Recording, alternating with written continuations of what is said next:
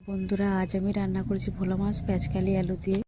পেঁয়াজকালি আলু টমেটো মাছ ভেজে নিয়েছি।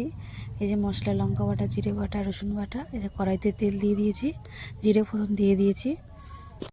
এই জিরে ফোড়ন দিয়ে দিয়েছি, আলুটা দিয়ে দিয়েছি। এবার টমেটো কুচি দিয়েছি, লবণ দিয়ে দিয়েছি স্বাদ মতন।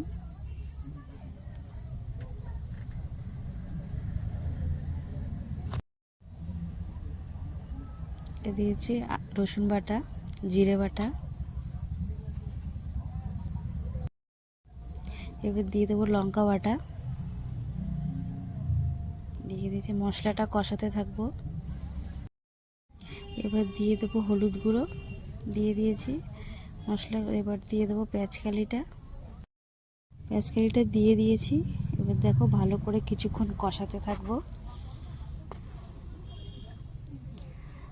কালারটা কি সুন্দর হয়ে গেছে দেখো।